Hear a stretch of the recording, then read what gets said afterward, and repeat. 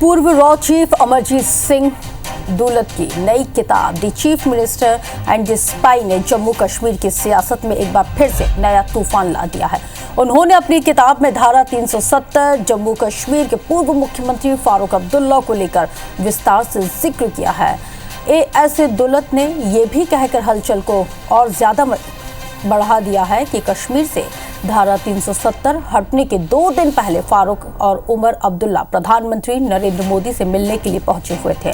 उसके ठीक बाद फारूक ने कहा था कि अगर कश्मीर से धारा 370 हटाना था तो हमें कॉन्फिडेंस में ले लेना था, वो इसे राज्य विधानसभा से भी पारित करवा देते। सुनिए एएस दुलत ने आखिर क्या कुछ कहा है।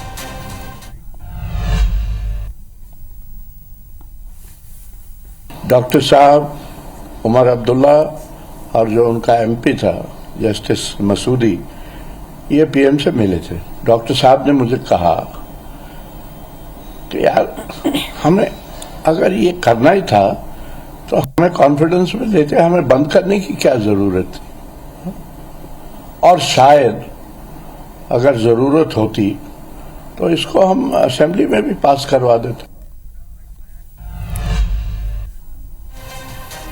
पूर्व रॉ चीफ अमरजीत सिंह दुलत के बयान और उनकी किताब को लेकर महबूबा मुफ्ती ने फारूक अब्दुल्ला पर जोरदार निशाना साधा और कहा है कि उन्हें इस बारे में कोई आश्चर्य नहीं है कि नेशनल कॉन्फ्रेंस और अब्दुल्ला परिवार सत्ता के लिए कुछ भी कर सकता है। देखिए, मुझे ये पढ़ के कोई मुझे हैरानगी नहीं हुई, क्योंकि नेशनल कॉन्फ्रेंस का हमेशा एक वतीरा रहा है कि ये पावर के लिए किसी हद तक भी जा सकते हैं। और 1947 से ये हुआ है कि अगर आप देखेंगे मरहूम शेख साहब से लेके कभी हिंदुस्तान के साथ जाना है, कुर्सी मिली तो ठीक है, नहीं मिली तो फिर रायशुमारी करानी है। तो वहीं बीजेपी ने अमरजीत सिंह दुलत के बयान को सही बताते हुए दावा तो ये भी किया है कि नेशनल कॉन्फ्रेंस धारा 370 के नाम पर कश्मीर की जनता को सिर्फ बरगला रही है।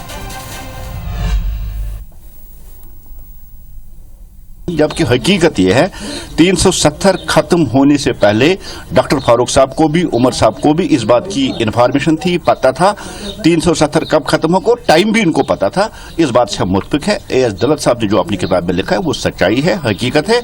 यही नेशनल कॉन्फ्रेंस की हकीकत है कि वो करते कुछ है, कहते कुछ, और जम्मू कश्मीर के लोगों को इसी तरह वो बार बार धोखा देते।